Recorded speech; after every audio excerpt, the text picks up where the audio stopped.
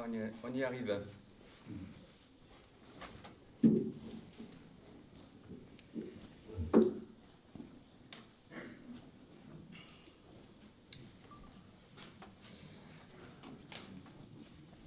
Voilà, nous allons terminer. Donc je serai moins long que hier soir, je vous rassure, hier après-midi. On va aborder maintenant la dernière partie, qui est la partie peut-être la plus exceptionnelle, on va dire, par rapport à tout le reste, même si nous avons déjà vu beaucoup de choses. Et nous allons traverser le voile. Alors, voilà. Ce voile que vous verrez, qui est ici, et qui est orné aussi de même couleur que celle que nous avons déjà évoquée. Un voile qui est brodé avec des chérubins. Voilà les chérubins qui apparaissent à nouveau, n'est-ce pas? Nous en avons déjà un peu parlé. J'ai cité Genèse 3, 24, qui disait qu'après avoir chassé Adam et Ève, il posta à l'est du jardin les chérubins qui agitent une épée flamboyante pour garder le chemin de l'arbre de la vie. Et nous voyons là l'allusion à ces chérubins qui ont un rôle particulier à la fois d'être près du trône de Dieu et en même temps de protéger, de garder cet arbre de vie. Ce voile est comme un mur infranchissable au temps des Hébreux. Dieu disait à Moïse, « Tu ne pourras pas voir mon visage, car l'homme ne peut me voir et vivre. » Nous avons vu que Moïse a pénétré dans l'intimité d'une communion profonde avec Dieu, au point, quand il redescendait de la montagne, que son visage rayonnait de la puissance et de la présence de Dieu. La face de Dieu avait projeté sur son visage, on va dire, un éclat si particulier que les Israélites craignaient de s'approcher de lui, au point qu'il fut contraint de porter un voile sur son visage lorsqu'il s'approchait du peuple. Seul Moïse pouvait traverser ce voile afin de recevoir les instructions de l'Éternel, et ce, autant de fois que nécessaire. Les textes sont très clairs. Vous vous souvenez, la tente de la rencontre qui se trouvait à l'extérieur, Moïse s'approchait de Dieu et entrait dans la tente. De la même manière, puisque ce Dieu représente aussi la tente de la rencontre, on est beaucoup plus grand, Moïse s'approchait de Dieu et pouvait ainsi lui parler. Quant à son frère Aaron, souverain sacrificateur, lui, on va le voir dans un moment, ne pouvait entrer dans ce lieu qu'une fois l'an, lors de le sacrifice concernant le Yom Kippour, mais je vais y revenir. Mais cet obstacle sera définitivement ôté, 15 siècles environ plus tard. C'est au moment où Jésus expire sur la croix que ce voile va se déchirer de haut en bas. Bien évidemment, nous ne sommes pas au temps du tabernacle lorsque cela se passe. C'est le temps où le temple a été reconstruit par Hérode. Jésus est au Golgotha. Le souverain sacrificateur se trouve dans le lieu saint. Et alors qu'il se moque complètement de ce qui se passe à Golgotha, puisque lui-même, sacrificateur, l'a fait condamner, eh bien, à un moment donné, il entend un bruit terrible, certainement, et ce voile devant lui se déchire du haut vers le bas. Quel spectacle! Au temps du tabernacle, le voile mesurait 5 mètres de haut. Au temps du temple d'Hérode, il mesurait 18 mètres de haut. Et c'est de ces 18 mètres qu'il se sépare en deux. Ainsi, Dieu montre qu'à travers la mort de Jésus et au moment où il expire, ces choses se passent. Maintenant, il n'y a plus d'obstacle entre lui et nous, par le chemin que Jésus a montré. Et nous connaissons ce texte de Jean 3,16 qui a tellement été récité, parlé, etc., que nous n'en peut-être prenons pas plus trop la valeur. Mais quand on pense à ce voile qui est déchiré et au pourquoi il a été déchiré, ce Dieu a tant aimé le monde qu'il a donné son Fils unique pour que quiconque croit en lui ne meure pas, mais qu'il ait la vie et la vie éternelle, c'est-à-dire qu'il entre désormais et maintenant et pour l'éternité dans la présence de Dieu. Alors ce voile est suspendu par une tringle en bois d'acacia, comme le premier voile que nous avons évoqué, recouverte d'or, passant dans des anneaux d'or. Et ces 4 piliers me font penser aux 4 points cardinaux que nous avons évoqués, parce que les peuples est placé vraiment ric-rac sur les points cardinaux. Dieu vraiment veut que ce soit très précis. Et pourquoi je pense aux points cardinaux? Parce qu'il y a une parole de Jésus qui les évoque. Comme nous avons évoqué les 4 évangiles, puis nous avons évoqué les 5 qualités de Dieu que Ésaïe a reçues en prophétisant sur la venue du Messie pour les 5 piliers qui retiennent le 2e voile. Ce 3e voile fait penser à ce texte de Jésus lui-même qui dit ceci, parlant de son royaume: « On viendra de l'Est et de l'Ouest, du Nord et du Sud, et l'on se mettra à table dans le royaume de Dieu. » Dans l'Apocalypse, au chapitre 5, verset 9, il nous est dit « Tu es digne de prendre le livre et d'en ouvrir les sceaux, car tu as été offert en sacrifice, tu as racheté pour Dieu par ton sang des hommes de toute tribu, de toute langue, de tout peuple et de toute nation. » On a les points cardinaux qui sont mentionnés ici d'une autre manière. Oui, dans le royaume de Dieu, car ce lieu très saint représente bel et bien le royaume de Dieu, la présence où se trouve l'Éternel. On y viendra des 4 coins de l'horizon. Il y a un chant d'ailleurs qui dit, moi quand j'étais plus jeune, qui dit « Seigneur, nous arrivons des 4 coins de l'horizon ». Je ne sais pas si ceux qui sont les plus anciens le connaissent, je vois que tout le monde est un peu sceptique, mais voilà. « Seigneur, nous arrivons des 4 coins de l'horizon, dans ta maison ». C'est vieux, hein. Ben oui, mais je ne suis pas jeune, hein, les amis. Ah oui. Voilà. Alors, le lieu très saint, nous y entrons. Pourquoi est-il très saint par rapport à celui qui le précède, qui est saint? Eh bien, il est très saint tout simplement parce que Dieu est présent. Il n'est pas présent dans le lieu saint, il est présent dans le lieu très saint. Et sa présence se manifeste par ce que Dieu dit à Moïse, « J'apparaîtrai dans la nuée sur le propitiatoire ». On va voir ce que c'est le propitiatoire. Donc en fait, la nuée que j'ai enlevée, et je l'ai enlevée parce qu'il fallait entrer dans le lieu, et quand la nuée n'est plus là, Dieu n'est plus là. On est d'accord. Donc je n'ai pas été foudroyé de son feu. Quand la nuée partait et que les Hébreux commençaient à démonter le tabernacle pour les Lévites et tout le reste pour le reste du peuple, eh bien, il n'y avait aucun risque pour entrer. Dieu était ailleurs.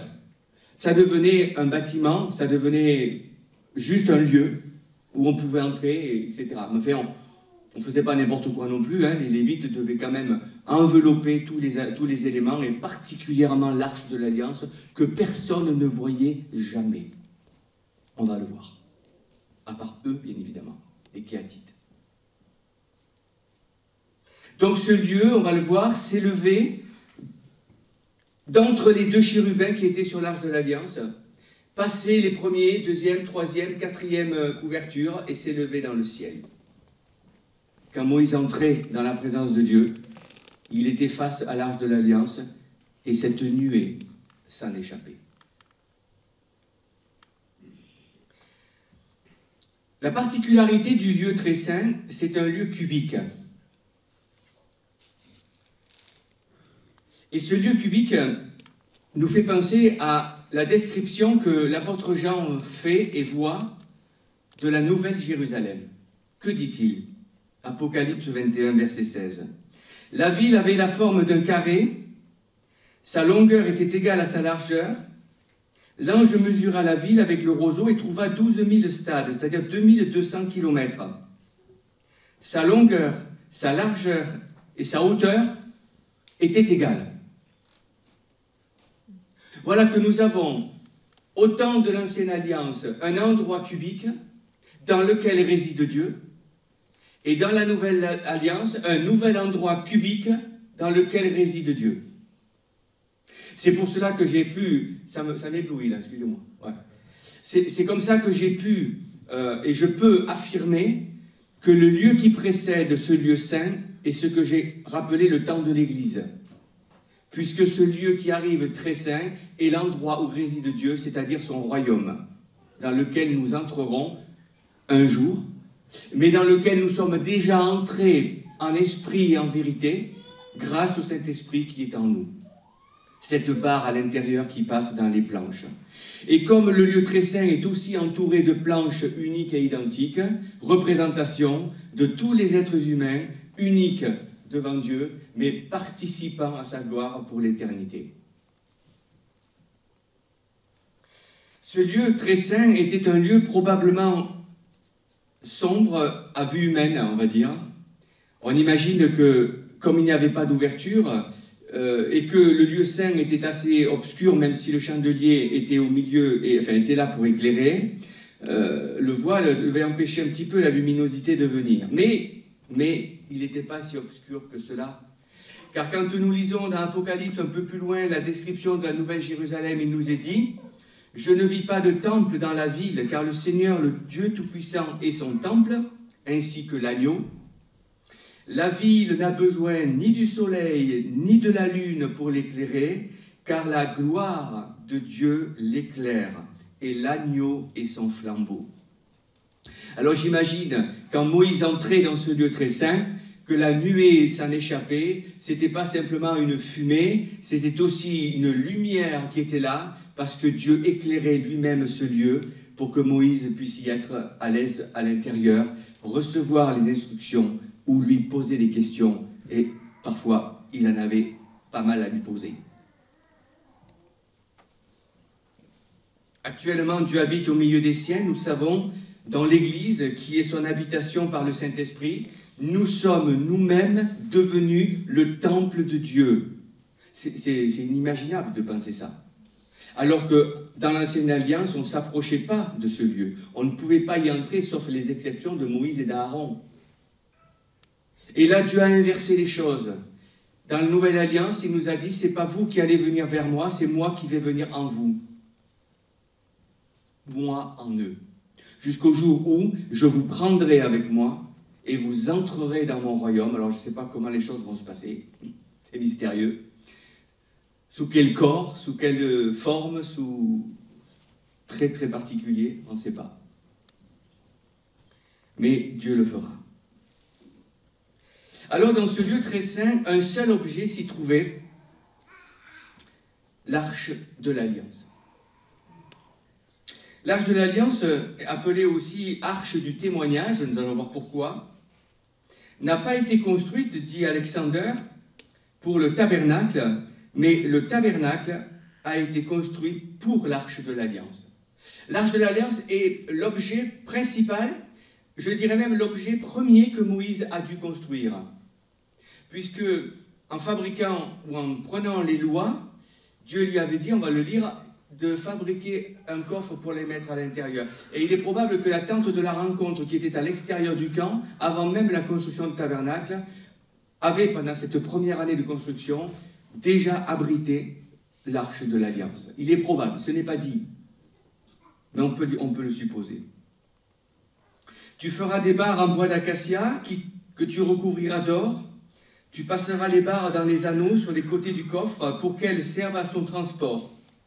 Les barres resteront dans les anneaux du coffre et n'en seront pas retirées.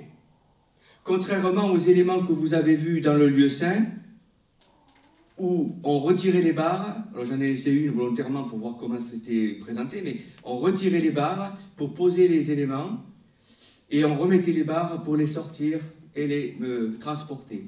L'arche de l'Alliance ne devait jamais être touchée. D'où le fait de laisser en permanence ces barres.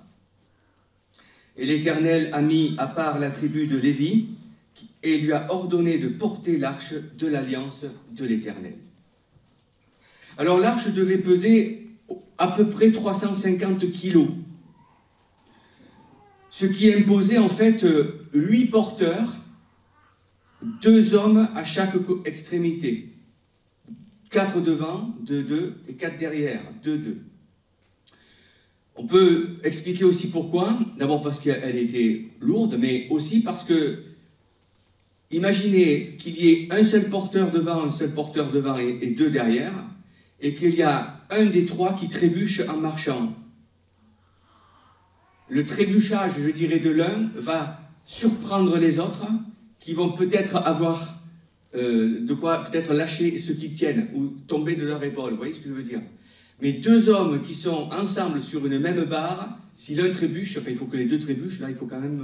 voilà, vous voyez ce que je veux dire? Il y a une sécurité aussi, d'où les barres étaient assez longues pour cela, et en plus il fallait être plusieurs pour la porter. Et ils se relayaient effectivement. Mais l'arche de l'Alliance, bien sûr, lorsqu'elle était sortie du lieu, une fois qu'on démontait, elle était automatiquement recouverte d'un tissu aux couleurs que nous avons déjà évoquées. Donc seuls les Kéatites qui la voyaient la recouvraient et la sortaient couverte. Donc le peuple voyait, devinait l'arche sous cette toile ou ces couvertures, mais ne pouvait pas voir précisément comment elle était, ou en tout cas ils devaient le savoir parce qu'on devait le leur avoir décrite. Quelques siècles plus tard, au temps de David, un épisode intéressant.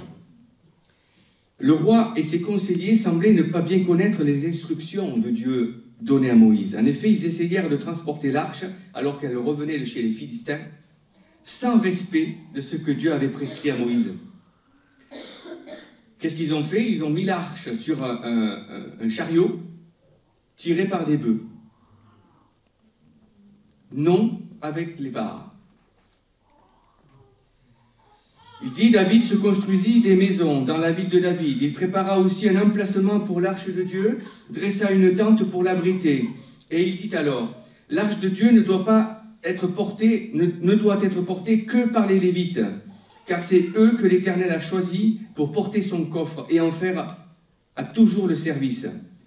Il leur dit, vous êtes les chefs de famille des Lévites, consacrez-vous avec vos frères, faites monter l'arche de l'Éternel, du Dieu d'Israël, à l'emplacement que je lui ai préparé, parce que vous n'étiez pas la première fois, l'Éternel notre Dieu nous a frappés. Et ce qui s'est passé la première fois, c'est qu'au moment où l'arche tirée par des bœufs sur les charrettes, la charrette est arrivée peut-être dans une ornière, je ne sais pas, l'arche menaçait de tomber, un certain Uza a mis sa main pour la retenir. Bien sûr qu'on peut imaginer que c'était une bonne intention de l'avoir fait. Mais au moment où il met sa main, il est foudroyé par Dieu et il meurt sur place.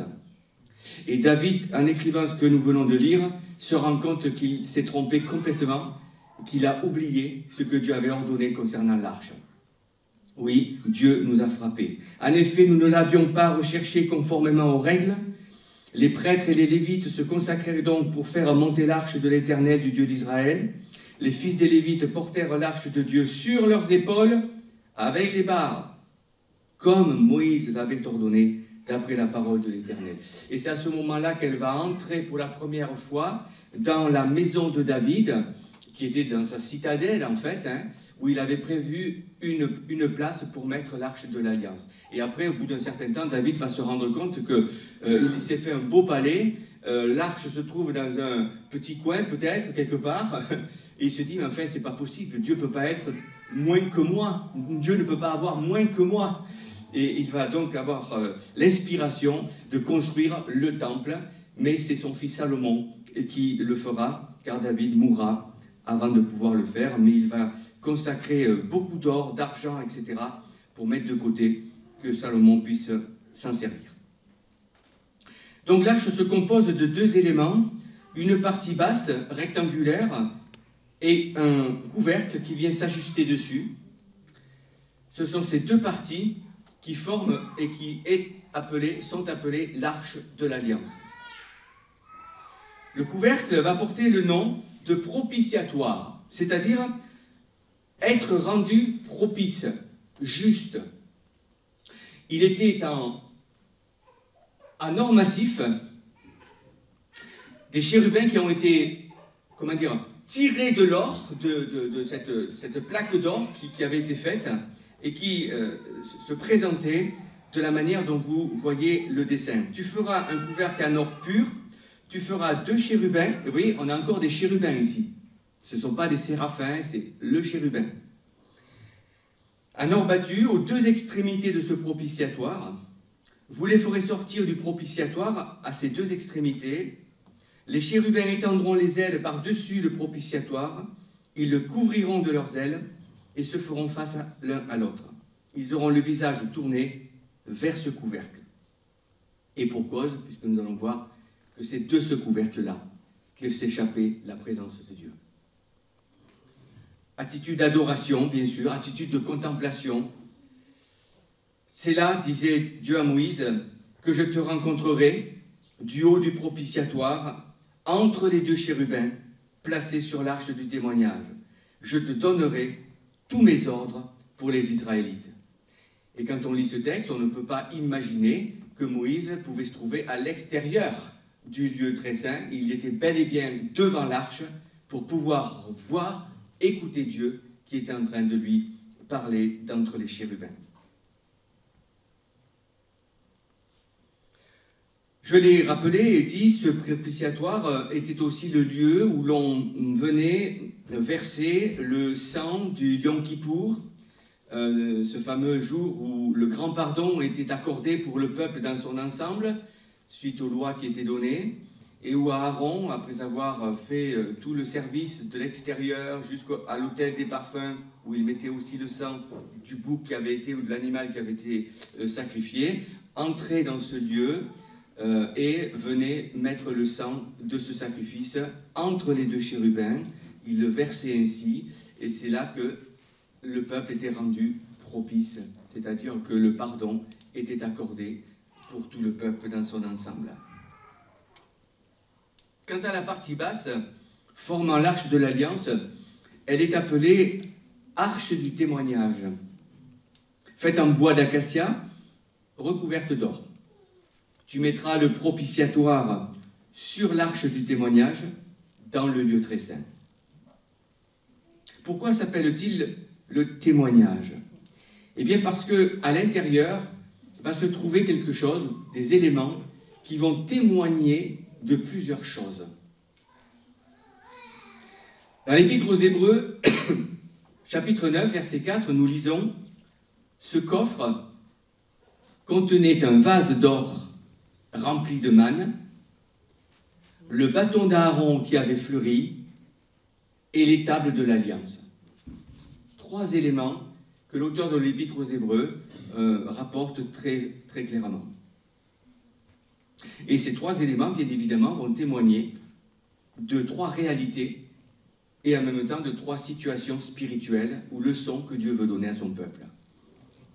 Bien sûr, les deux tables de la loi, écrites sur de la pierre par Dieu lui-même. Il s'agit là, bien sûr, de la deuxième édition, puisque la première édition, Moïse l'a fracassé par terre de colère au moment où il descend de la montagne après 40 jours dans le Sinaï, voyant le peuple se corrompre autour du veau d'or et de son frère Aaron. On peut imaginer que Moïse soit les fracasse parce qu'il se rend compte que le peuple n'est pas digne des lois de Dieu, soit il les fracasse parce que Moïse étant un homme impulsif, quand même, malgré tout, même s'il a vécu 40 ans dans le désert où ça l'a calmé, peut-être une colère qu'il a peut-être regrettée après, on ne sait pas, c'est pas dit. En tout cas, ce qu'il fait est assez étonnant. Quand on pense qu'il avait lui-même préparé avec le ciseau et le marteau des pierres relativement plates, j'imagine, pour pouvoir faire inscrire, car Dieu lui-même, par son doigt, écrit lui les commandements. Moïse dit, j'ai fait un coffre en bois d'acacia, j'ai taillé 2 tables de pierre pareilles aux premières. Et je suis monté sur la montagne, parce que Dieu lui avait demandé de le faire, les 2 tables dans la main. L'Éternel a écrit sur les tables ce qui avait été écrit sur les premières, les 10 paroles qu'il vous avait dites sur la montagne, du milieu du feu, le jour de l'assemblée. Et il me les a données. Je suis reparti, je suis descendu de la montagne, j'ai mis les tables dans le coffre que j'avais fait, et elles sont restées là, comme l'Éternel me l'avait ordonné. Et c'est pour ça qu'on peut penser que ce coffre construit était placé déjà dans cette tente de la rencontre où Dieu, ou Moïse en tout cas, nous l'avons vu, la première étude, allait rencontrer et parler à Dieu. Oui, cette loi, nous l'avons un peu sous-entendu, avait pour but de révéler le péché et de permettre à son peuple d'être justement mis à part du milieu des nations. La loi a été donnée, dit Jean, à travers Moïse, mais la grâce et la vérité sont venues à travers Jésus-Christ. Il fallait, dit l'apôtre Paul, que la loi montre le péché, mais en même temps la grâce a été beaucoup plus loin. Elle a enlevé ce que la loi montrait, à savoir le péché, même si nous restons des pécheurs, mais des pécheurs pardonnés. Ainsi, dans l'Ancienne Alliance, la loi de Dieu avait été gravée sur des pierres. Dans la Nouvelle Alliance, elle va l'être dans le cœur. Mais voici l'alliance que je ferai avec la communauté d'Israël après ces jours-là, déclare l'Éternel. Je mettrai ma loi à l'intérieur d'eux, je l'écrirai dans leur cœur, je serai leur Dieu et ils seront mon peuple. Ce texte est assez particulier en fait, parce qu'il ne s'agit pas ici des païens, même si les païens sont aussi sous cette même promesse de Dieu, mais je crois qu'il s'agit ici d'un texte prophétique qui n'est pas encore intervenu, puisque le peuple d'Israël, en tant que peuple, n'a toujours pas reconnu le Messie, Jésus comme le Messie. Et ils n'ont pas encore cette loi dans le cœur, puisqu'ils n'ont pas passé par la grâce qui permet que cette loi entre dans le cœur. Mais nous sommes, nous, en avance, déjà, dans cette situation où la loi a été gravée dans notre cœur. Plus tard, Moïse donc placera dans l'arche du témoignage un vase de manne. Et Moïse dit à Aaron, prends un vase, mets-y 2 litres de manne et dépose-le devant l'Éternel, afin qu'il soit conservé pour vos descendants. Suivant l'ordre ordonné par l'Éternel à Moïse, Aaron le déposa devant le témoignage, afin qu'il soit conservé. Oui, ce vase contenant de la manne témoignait de la fidélité de Dieu, qui pendant 40 ans va nourrir son peuple. Et en entrant dans le pays, avec l'arche bien évidemment, et le vase à l'intérieur, les descendants ont pu se souvenir, jusqu'à ce que cette arche disparaisse, bien évidemment, de ce que Dieu avait fait durant les 40 ans dans le désert. Je n'ai pas précisé cette situation parce que c'est un petit peu en parallèle du tabernacle en tant que tel, mais vous savez que les 40 ans de désert ont été le temps pour que la génération incrédule, lorsqu'ils sont allés en terre promise faire avec les espions un petit aperçu de voir comment ils allaient gérer la conquête, n'ont pas été positifs dans leur rapport et ont découragé le peuple, sauf 2 hommes, Josué et Caleb. Ce sont ces 2 hommes seulement qui, après 40 ans, vont entrer en terre promise, uniquement eux. Même Moïse n'y entrera pas. Et ces 40 ans, eh bien, sont venus parce que Dieu leur a dit, vous avez exploré le pays pendant 40 jours, eh bien, je vais vous laisser dans le désert 1 année par jour d'exploration, soit 40 années. Et durant ces 40 ans, la génération de 20 ans et plus va devoir mourir pour qu'elle n'entre pas dans ce pays, et celle qui est petite et qui va naître entrera aussi, bien sûr, dans ce pays. Mais parce qu'elle était dans l'arche, elle devenait aussi le signe de la communion rétablie avec Dieu. Manger du pain, d'ailleurs, chez les Hébreux, avec quelqu'un, signifiait un signe d'amitié. On rompait le pain ensemble en guise d'amitié. À travers cette manne, Jésus montre qu'il est ami de son peuple en même temps, même s'il promet qu'il va le nourrir. Comme Jésus d'ailleurs dit, je ne vous appelle plus serviteur, mais je vous ai appelé ami, dira dans l'évangile de Jean. Oui, vous êtes mes amis, si vous faites ce que je vous commande. Un corps, Jésus l'a donné, nous l'avons rappelé tout à l'heure avec la Sainte Seine. Mon corps est vraiment une nourriture, disait-il, mon sang est vraiment une boisson. Celui qui mange mon corps et qui boit mon sang demeure en moi, et moi, je demeure en lui. Voilà le symbole encore de ce vase de manne qui rappelle aussi, avec le Nouveau Testament, ce que le Seigneur nous demande aussi de nous souvenir en permanence, et c'est pour ça que nous l'avons fait, et c'est bien de le faire. Faites ceci en mémoire de moi. Arche du témoignage, de la mémoire. On est exactement dans la même dynamique. Et puis, un dernier objet se trouve dans l'Arche de l'Alliance, le bâton d'Aaron qui avait fleuri. Et là, il nous faut aller un peu plus loin dans l'explication, parce qu'il s'est passé quelque chose de terrible. Je vous invite à prendre le temps dans la semaine de relire Nombres 16 et 17 à ce sujet.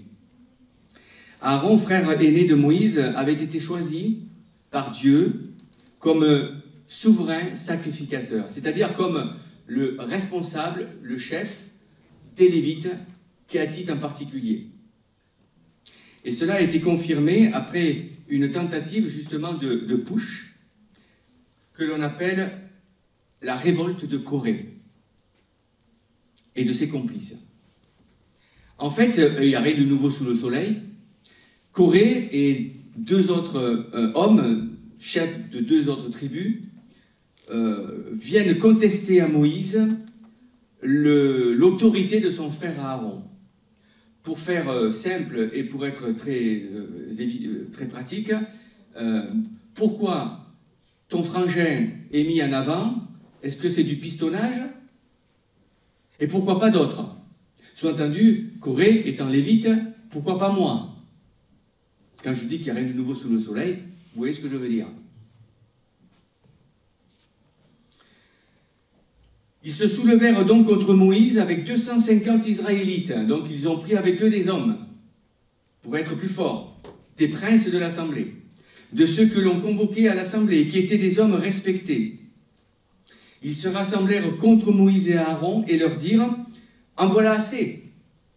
En effet, tous les membres de l'assemblée sont saints et l'Éternel est au milieu d'eux. Pourquoi donc vous élevez-vous au-dessus de l'assemblée de l'Éternel » dit Moïse. « Prenez, dit-il, chacun votre brûle-parfum. Mettez-y du parfum. Présentez-vous ou présentez chacun votre brûle-parfum devant l'Éternel. Il y aura 250 brûle-parfums. Aaron et toi, vous prendrez aussi chacun le vôtre. » Ils prirent chacun leur brûle-parfum, ils mirent du feu, et ils déposèrent du parfum, et ils se tinrent à l'entrée de la tente de la rencontre avec Moïse et Aaron, c'est-à-dire devant la première porte que nous avons vue. Corée convoqua toute l'assemblée contre Moïse et Aaron à l'entrée de la tente de la rencontre. Alors la gloire de l'Éternel apparut à toute l'assemblée. Je passe le texte pour ne pas trop long. Lorsque ces 250 hommes font mine de s'approcher avec leur brûle-parfum et le parfum qu'ils avaient eux-mêmes fabriqué, le feu de Dieu descend sur eux et les consume, illico presto. Et Dieu demande à Moïse de casser leur brûle-parfum, leur porte-parfum qui était en airain, et de placer autour de l'autel des holocaustes des bouts d'en faire, j'allais dire, une mosaïque, de placer ces bouts autour de l'arche de l'autel des holocaustes pour s'en rappeler. C'est pour ça que personne ne m'a posé la question. Et vous verrez que sur le côté, il y a des choses qui sont collées. Ce sont des bouts d'airain de ces brûle-parfums qui ont été mis et qui resteront jusqu'à ce qu'ils entrent en terre promise. Alors l'Éternel continue parce que ça ne s'arrête pas là. Et il demande au peuple de s'éloigner des tentes de ces hommes. Et Moïse dit, « Voici comment vous reconnaîtrez que c'est l'Éternel qui m'a envoyé pour accomplir toutes ces choses. » Sous-entendu, de mettre mon frère Aaron comme sacrificateur. Et que je n'agis pas de ma propre initiative.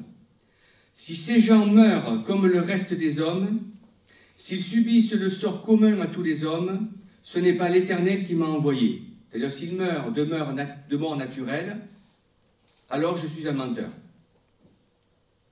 En revanche, si l'Éternel accomplit un acte extraordinaire, si la terre s'entr'ouvre pour les engloutir avec tout ce qui leur appartient, et qu'ils descendent vivants dans le séjour des morts, vous saurez alors que ces gens ont méprisé l'Éternel et Voilà, on méprisait l'Éternel, pardon. Ils finissaient de prononcer toutes ces paroles lorsque le sol se fendit sous eux, la terre s'entr'ouvrit et les engloutit, eux et leurs familles, avec tous les partisans de Corée et tous leurs biens. Tous les Israélites qui étaient autour d'eux s'enfuirent à leur cri. Vous imaginez un petit peu la scène. Ils se disaient en effet, « Fuyons, sinon la terre nous engloutira. » Un feu jaillit venu de l'Éternel, dévora les 250 hommes. Alors c'est un peu, enfin, quasiment en même temps, hein, j'ai un peu anticipé sur cela, qui offraient du parfum. Et ce que j'ai expliqué, avec les brûle-parfums de ces hommes qui ont péché au prix de leur vie, que l'on fasse des lames plates dont on couvrira l'autel. Puisque les brûle-parfums ont été présentés devant l'Éternel et sont saints, ils serviront de souvenir aux Israélites. Mais ce n'est pas tout. Une fois ces actes accomplis, qui étaient terrifiants, Dieu demande à Moïse que chaque tribu, par l'intermédiaire de son chef, apporte dans la tente de la rencontre un bâton. Et chaque tribu va marquer le nom de son ancêtre, qu'on avait vu en généalogie hier après-midi, n'est-ce pas? Donc les fils d'Israël, les fils de Jacob. Et il dit à Aaron, place aussi ton bâton et mets le nom de Lévi, ton ancêtre. Il plaça donc les bâtons dans l'arche ou devant l'arche de l'Alliance le soir. Et le lendemain matin, alors que Moïse avait déjà annoncé ce qui devait arriver, il s'est passé ceci. Le lendemain, lorsque Moïse entra dans la tente du témoignage, le bâton d'Aaron pour la famille de Lévi avait fleuri, il avait bourgeonné, donné des fleurs et des amandes. Et quand il sort tous les bâtons, bien évidemment, et qu'il les présente devant la porte d'entrée, bien évidemment, les yeux sont focalisés sur ce bâton qui avait changé d'apparence. Les fleurs, les feuilles, les fruits du bâton parlent mieux qu'un discours. Comment pouvais-je réaliser cela en une nuit? Pouvait dire Moïse. Seul Dieu est capable d'un tel miracle. Cette réponse de Dieu met ainsi fin à la révolte, et nous avons un mot qui entre dans notre esprit suite à cela, c'est la souveraineté de Dieu en tout. Dieu est souverain. Et ce n'est pas facile d'accepter la souveraineté de Dieu, n'est-ce pas, dans notre vie. Quand il fait ou qu'il tolère des choses que peut-être nous ne pensions pas, nous n'espérions pas, peut-être une maladie qui est grave. Comment accepter la souveraineté de Dieu? Ou accepter que cette maladie va me conduire à la mort. Et puis d'autres exemples peuvent venir à notre esprit. La souveraineté de Dieu ne se discute pas, elle s'accepte. Et ça, c'est une question de foi. Et plus ma foi grandit en Christ, plus je vais accepter le plan de Dieu pour moi. Et peut-être pour ceux qui me sont chers aussi, autour d'eux. Mais là où nous avons quelque chose d'intéressant avec la focale du Nouveau Testament vers l'Ancien Testament une fois de plus, c'est que le premier arbre qui donne ses fruits au printemps, c'est l'amandier. Dieu n'a pas donné à ce bâton des fleurs d'oranger, de cerisier, de pommier, mais d'amandier. Parce que l'amandier, le premier arbre qui au printemps commence à porter ses fleurs, puis ses fruits. Ce bâton d'Aaron qui a fleuri est une image saisissante de la résurrection de Jésus-Christ, où, à Pâques, au moment où le printemps s'éveille, où les premiers arbres comme l'amandier portent ses fleurs et ses fruits, le Christ, que l'on a descendu de la croix, tel, si je peux permettre l'expression, un bâton mort, qui va durcir, c'est ainsi, que l'on sait qu'il va durcir et que l'on sait qu'il va pourrir, 3 jours après, reprend vie. Alors qu'il était impossible que cela se réalise. De la même manière que ces bâtons étaient impossibles pour celui d'Aaron de pouvoir porter à nouveau des fleurs et des fruits.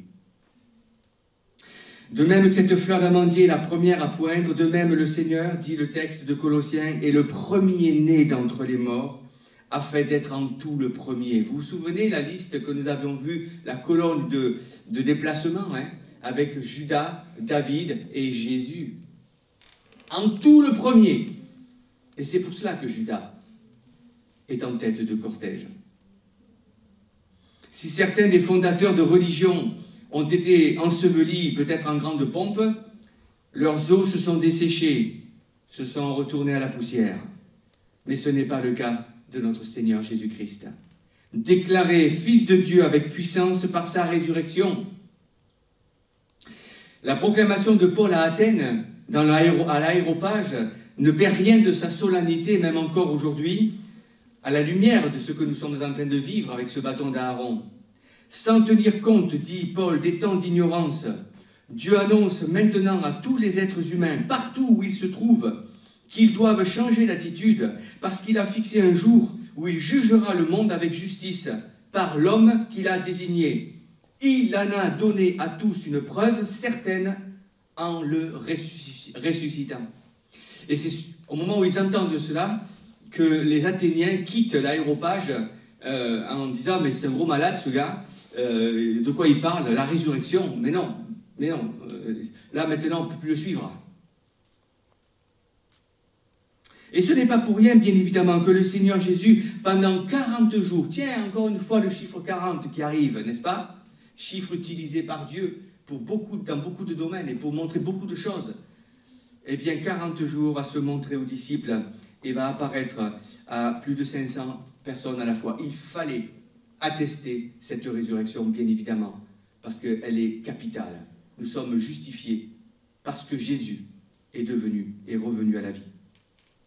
C'est pourquoi, face à l'importance de cet événement, le témoignage des enfants de Dieu ne consiste pas seulement dans le fait de confirmer ou d'affirmer cet événement, mais d'annoncer une vérité, même si elle nous dépasse, même si elle peut faire sourire ou être un sujet de moquerie. Parce qu'il est ressuscité, mes amis, notre espérance est certaine et nous pouvons l'attendre des cieux avec assurance.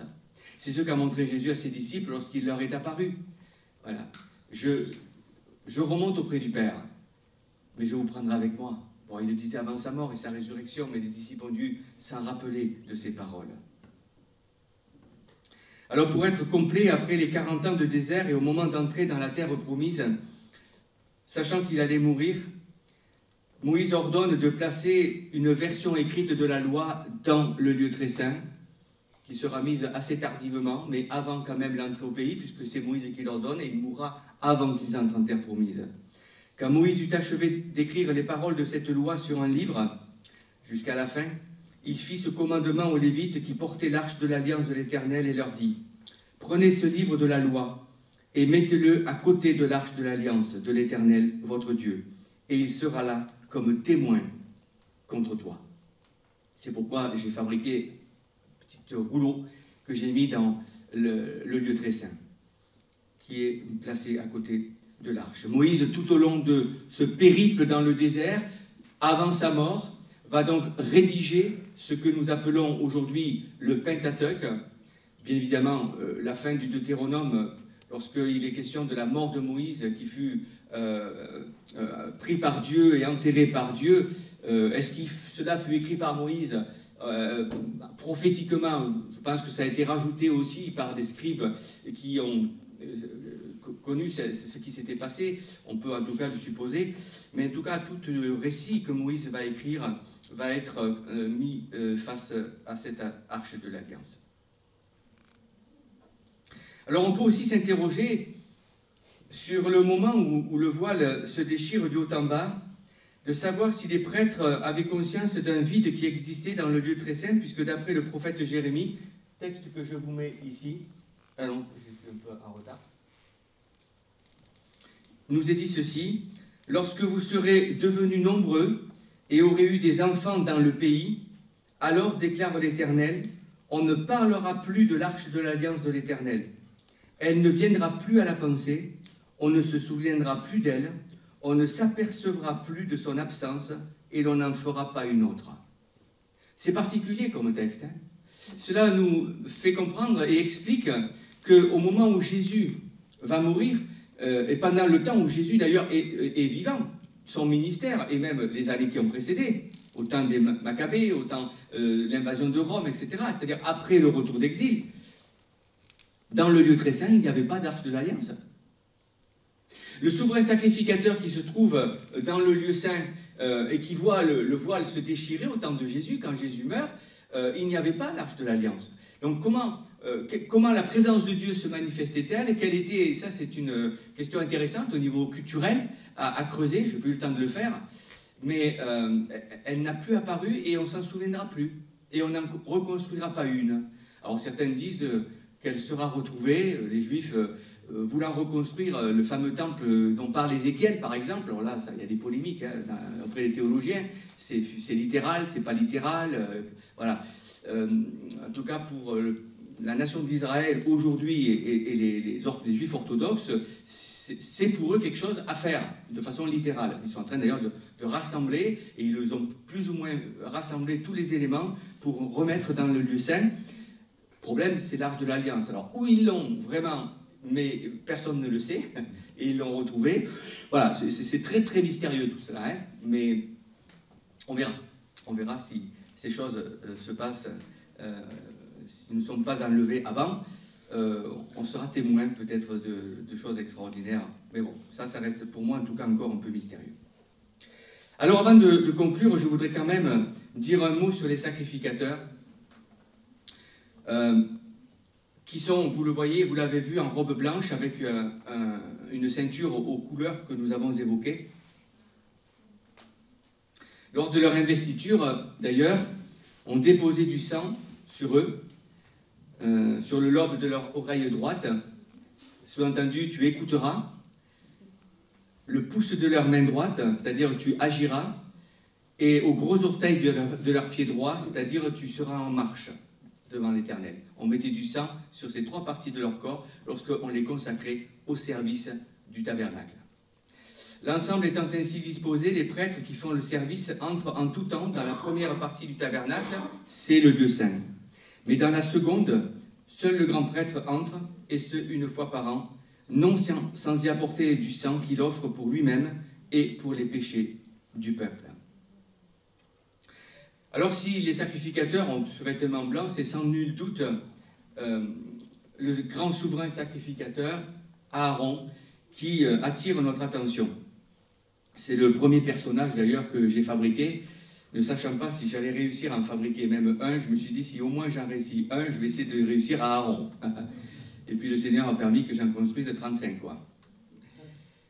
Et là, pour la petite histoire, avant de commencer à mouler avec mes doigts l'argile, j'avais tout préparé. J'avais retrouvé des boîtes de mes filles, des perles hein, qu'elles enfilaient. J'avais bien choisi les perles, tout ce que je voulais mettre pour que ce soit collé avec l'argile. Et tout fait ensemble. Voilà, ça m'a pris un petit peu de temps, mais voilà, j'ai fini par réaliser Aaron. Tu feras à ton frère Aaron des vêtements sacrés pour marquer son importance et son rang.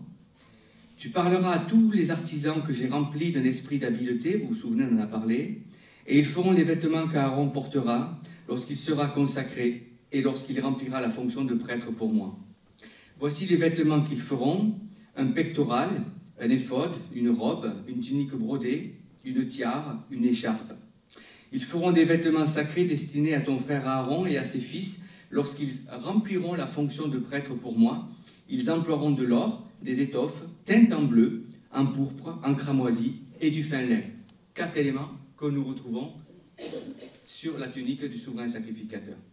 Et vous voyez que le texte dit bien ici que c'est Aaron et uniquement ses fils qui vont prendre la suite, bon, jusqu'à ce que ses fils meurent, bien évidemment, parce que donc 2 vont mourir rapidement.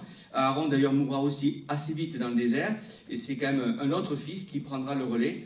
et puis peut-être le fils du fils, etc. Voilà, au niveau de la prêtrise du grand souverain sacrificateur. La tenue donc officielle de ce grand prêtre était somptueuse, nous le voyons. Sur ce vêtement bleu, il y avait cet éphod dont on a parlé, dont on a lu, sorte de tablier en fait, entouré d'une ceinture. Cet éphod semble être un élément important, au point que Dieu en parlera lorsqu'il s'adressera à Élie, le sacrificateur, lui reprochant de laisser faire ses fils, lesquels déshonoraient la fonction de prêtre par leur comportement. Il est dit dans 1 Samuel, « Je les ai choisis parmi toutes les tribus d'Israël pour être à mon service en tant que prêtre, pour monter à mon autel, pour brûler le parfum, pour porter l'éphod devant moi. » Vous voyez, c'est quelque chose de capital pour Dieu. « Et j'ai donné à la famille de ton père tous les sacrifices passés par le feu, qu'offrent les Israélites. Pourquoi traitez-vous avec mépris mes sacrifices et mes ordonnances, ceux que j'ai ordonné de faire dans ma demeure? Comment se fait-il que tu accordes plus d'importance à tes fils qu'à moi? Ça en est au point que vous engraissez des meilleures parts de toutes les offrandes d'Israël, mon peuple. » Voilà. Donc Élie, effectivement, n'était pas si clean que ça, et ses enfants encore moins. Donc l'éphod comprenait une poche contenant le fameux Urim et Thummim, que l'on peut aussi traduire par lumière et perfection. Ces fameux Urim et Thummim qui sont des objets que l'on jetait, et à travers, ou la manière dont ils tombaient, alors là, ça reste, les textes en parlent de temps en temps, mais c'est pas si évident et clair que ça, on pouvait comprendre la volonté de Dieu, ou en tout cas discerner ce que l'on cherchait à savoir. Lumière et perfection. On consultait l'Éternel par l'Urim et le Thummim, ce que faisait le sacrificateur. Sur l'éphod, aux épaules, se trouvaient 2 pierres sur lesquelles étaient gravés les 12 noms des tribus d'Israël, 6 de chaque côté. Les épaules. N'est-ce pas le lieu où l'on porte ce qui est lourd à porter? Le berger portait ainsi la brebis épuisée sur ses épaules quand elle était affaiblie. Le symbole est celui du souverain sacrificateur qui porte sur ses épaules le poids d'un peuple qui est dans le désert, qui est peut-être courbé, qui est épuisé par de multitudes de fardeaux et qui va murmurer ô combien de fois. Dieu lui dit, tu vas porter, spirituellement parlant, ce peuple sur tes épaules. Comment ne pas y voir ici l'image de Jésus, le bon berger? Si l'un de vous a 100 brebis et qu'il en perd une, ne laisse-t-il pas les 99 autres dans le désert pour aller à la recherche de celle qui est perdue jusqu'à ce qu'il la trouve? Et lorsqu'il l'a trouvée, il la met avec joie sur ses épaules. Quand nous passons des moments difficiles, combien nous sentons que Dieu nous porte. Et si nous ne le sentons pas sur le moment, quand nous regardons en arrière et que nous voyons tout ce que nous avons traversé, nous nous disons, mais comment ai-je pu traverser ce temps? Eh bien, c'est parce que, et Jésus nous répond, je te portais sur les épaules, sur mes épaules. Jésus compatit aux faiblesses des hommes. Nous n'avons pas un grand prêtre incapable de compatir à nos faiblesses. Au contraire, il a été tenté en tout point comme nous, mais il n'a commis aucun péché. Pourquoi l'agneau de Dieu était sans tache? Pourquoi nous avons répondu à la question? Le sacrifice donné par Dieu lui-même, son Fils, était parfait, alors que les animaux, eux, étaient imparfaits. Nous avons aussi, dans Galates 6, verset 2, une appellation, ou en tout cas un ordre de la part de Dieu qui dit « Portez les fardeaux les uns les autres et accomplissez ainsi la loi de Christ », c'est-à-dire partagez ensemble vos fardeaux, même si c'est Christ qui va les porter. Et on a besoin, de façon horizontale, de pouvoir libérer notre esprit, parce que nous sommes faits de psyché, nous avons d'émotions, et nous avons besoin de partager avec les autres ce que nous pouvons vivre. C'est important, l'Église est là pour ça. Ainsi, le souverain sacrificateur se sait responsable du peuple devant Dieu et témoigne de cela par sa sollicitude, en portant le poids de leurs soucis, par son intercession, etc. Et puis, sur le devant de l'éphod était fixé ce qu'on appelle le pectoral. C'est un carré de 25 cm de côté, et dans lequel étaient serties 12 pierres précieuses. Sur chaque pierre précieuse était gravé le nom des 12 tribus d'Israël. Voici ce que dit Dieu. Tu en chasseras une garniture de 4 rangées de pierres. Première rangée, une sardoine, une topaze, une émeraude. Deuxième rangée, une escarboucle, un saphir, un diamant. Troisième rangée, une opale, une agate, une améthyste. Quatrième rangée, une chrysolite, un onyx, un jaspe. Ces pierres seront enchâssées dans leur monture en or.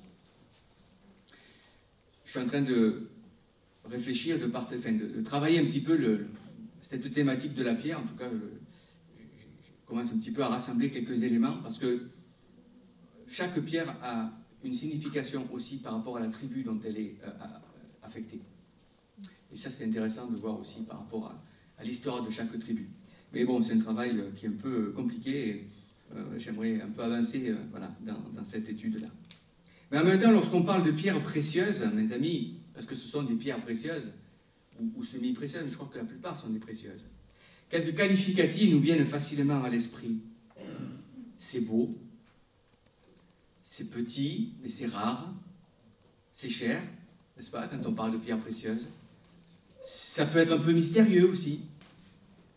Imaginons lorsque le souverain sacrificateur était présent dans le lieu saint, ou même à l'extérieur lorsqu'il allait porter le sang, et qu'en plein soleil, ces pierres scintillaient, le diamant en particulier. À travers ces petits cailloux aux 1000 feux, ne nous donne-t-il pas le Seigneur un avant-goût de ce qui attend la cité céleste, dont il est décrit dans l'Apocalypse, qu'elle est remplie de pierres précieuses, de la même manière? La Nouvelle Jérusalem, dont les fondations de la muraille sont ornées de ces pierres de grand prix. Lorsqu'Aaron entrera dans le sanctuaire, il portera sur son cœur les noms des fils d'Israël, gravés sur le pectoral du jugement, pour en conserver à jamais le souvenir devant l'Éternel. Ce pectoral était donc une simple décoration, n'était pas simplement une simple décoration, pardon, mais la représentation d'hommes pécheurs, les tribus, représentées, quel contraste, n'est-ce pas, par des pierres précieuses gravées au nom des fils d'Israël. C'est sur ton cœur que tu vas les porter, parce que tu vas devoir aimer ce peuple pour le supporter, comme moi je vous aime et que je vous supporte. L'apôtre Pierre écrira dans 1 Pierre 2, verset 4, « Approchez-vous de lui, pierre vivante, rejetée par les hommes, mais choisie et précieuse devant Dieu. » Et nous sommes de ces pierres, parce que nous nous sommes approchés du Seigneur Jésus. Sur ces pans de la robe étaient suspendues des clochettes d'or et des grenades. Ces grenades, fruits faits en tissu, bien évidemment, ce n'étaient pas les vraies grenades, on avait fabriqué des formes de grenades, ne sont pas expliquées dans l'Écriture. C'est assez particulier. Cependant, la grenade comportant un grand nombre de graines, vous avez déjà mangé des grenades, pourrait symboliser ce fruit de l'esprit qui est une plénitude et qui donne tout ce qu'il faut pour pouvoir vivre dans la présence de Dieu. J'imagine un petit peu cela en tout cas. Quant au son des clochettes qui étaient suspendues à sa robe, mais pas à la robe bleue, mais à la robe blanche qui est sous lui, puisqu'il se dévêtait de la robe bleue lorsqu'il devait entrer dans le sanctuaire et dans le lieu très saint, mais ces clochettes étant toujours là, eh bien, elles servaient au peuple pour saisir que Aaron était toujours en vie et que Dieu ne l'avait pas foudroyé, que les choses étaient normales, que le sang était propice, que les choses avaient été faites dans les règles de l'art. Et quand il marchait, tong, tong, tong, tong, tong, tong, on entendait les clochettes et on savait qu'il était vivant. Alors, il faut enlever de notre esprit l'histoire de la corde qui était placée, soi-disant, sur le sacrificateur et qu'on devait tirer s'il devait mourir. Ce n'est pas du tout marqué dans la Bible, ça. C'est la tradition qui a ajouté cela. Mais aucun texte ne parle de cette corde. Ces cloches étaient simplement là pour tintiller et montrer ainsi qu'Aaron faisait son œuvre et que Dieu approuvait ce qui était fait, tout simplement. Je l'ai dit, le jour du Yom Kippour, il devait donc troquer ses somptueux vêtements contre une simple robe de lin blanc afin de pouvoir entrer dans le Saint des Saints.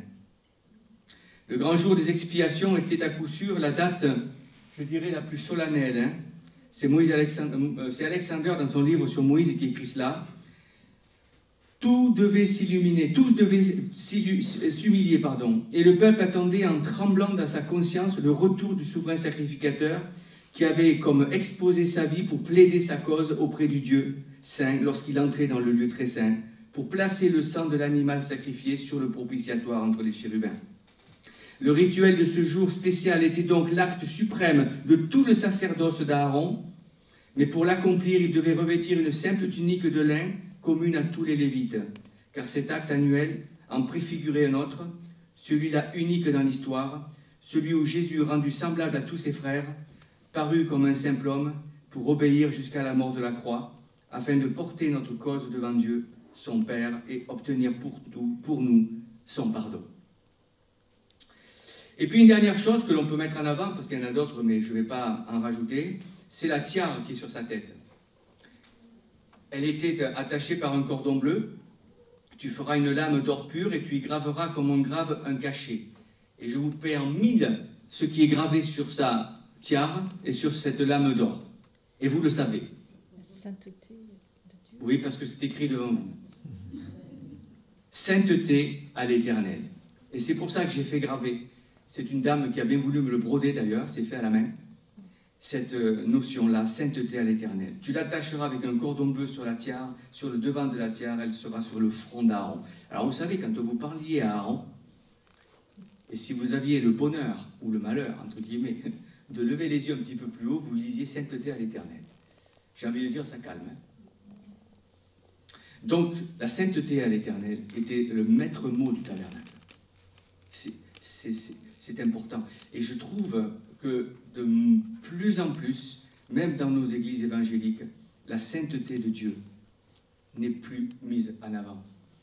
On fait un peu comme on a envie, on se fait plaisir. Et je ne dis pas qu'il ne faut pas se faire plaisir, on est d'accord, mais la sainteté de Dieu est liée aussi à la crainte de l'Éternel. La vraie crainte de Dieu, hein. Pas celle du père Fouettard. Hein. Voilà, réfléchissons à cela. Quelle est ma vie par rapport à Dieu et par rapport à la sainteté qu'il réclame de moi, par rapport à ma vie devant lui et la crainte que je lui dois. Alors je vais conclure notre étude et notre week-end, même s'il y aura, je pense, un petit temps encore de groupe avant le repas, on pourra peut-être le faire. Le modèle du tabernacle que vous voyez ici est tripartite. Vous avez le parvis, premier lieu, vous avez le lieu saint, et vous avez le lieu très saint. Ces trois parties sont distinctes, et en même temps, toutes complémentaires. De la même manière que notre Dieu est trois. Il est Père, il est Fils, il est Saint-Esprit. Image ici de la Trinité, de la plénitude. Chacun est différent, mais chacun est Dieu. Si on peut donner une image de la Trinité, je la donne souvent aux enfants quand j'enseigne sur ce sujet. Vous prenez l'image de l'eau. L'eau se trouve en trois dimensions, en liquide, en solide et en vapeur. La vapeur, c'est de l'eau. Le glaçon, c'est de l'eau. De l'eau, c'est de l'eau. Le liquide, c'est de l'eau. Je trouve que cette image peut aider à comprendre la Trinité. En tout cas, le tabernacle est dans cette dynamique-là, et ce n'est pas un hasard, bien évidemment, puisque Dieu se révèle. Mais de même que j'ai montré qu'à la lumière de la nouvelle alliance, et nous l'avons vu, les 4 couvertures dévoilaient ce que j'ai appelé la dimension verticale de la grâce de Dieu, et qui pourrait se résumer en ce verset ou ce passage de Paul, Philippiens, chapitre 2, verset 5 et suivant. Existant en forme de Dieu, il n'a pas cherché à rester Dieu, mais il s'est dépouillé lui-même en prenant la forme d'un homme, peau de dauphin. Il a paru comme un vrai homme. Il s'est humilié jusqu'à la mort de la croix, peau de bélier, humiliation, peau de chèvre, destinée aux prophètes, etc. Il s'est humilié jusqu'à la mort de la croix. C'est pourquoi Dieu l'a souverainement élevé, il lui a donné le nom qui est au-dessus de tout nom, le tapis des chérubins qui représente la gloire de Dieu qu'il a retrouvé. Philippiens 2, verset 5 et suivant, résume parfaitement cette dimension verticale des couvertures de la grâce. Mais comme je vous l'ai dit, nous avons aussi une dimension horizontale de cette grâce. Et comme vous voyez les deux flèches, elles vont se croiser au lieu très saint que nous avons évoqué ce matin. Cette dimension de la grâce horizontale va se dévoiler à travers les 3 portes que nous avons nommées et que nous avons expliquées. Et ces 3 portes nous renvoient ou peuvent nous renvoyer à une parole de Jésus qui a dit « Je suis le chemin, la vérité et la vie. Nul ne vient au Père. » Et où est le Père? Dans le royaume de Dieu, dans le très saint, que par moi.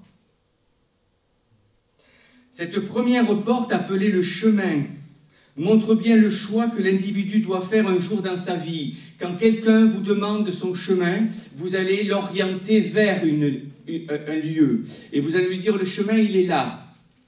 Vas-y. De la même manière ici, regarde mon ami, tu veux sacrifier le chemin, tu sais, il est là, c'est là, la porte, elle est là-bas. Ça, c'est le chemin, prends-le. Dirige-toi vers ce chemin et passe la porte. C'est ainsi que dans la foi nous faisons.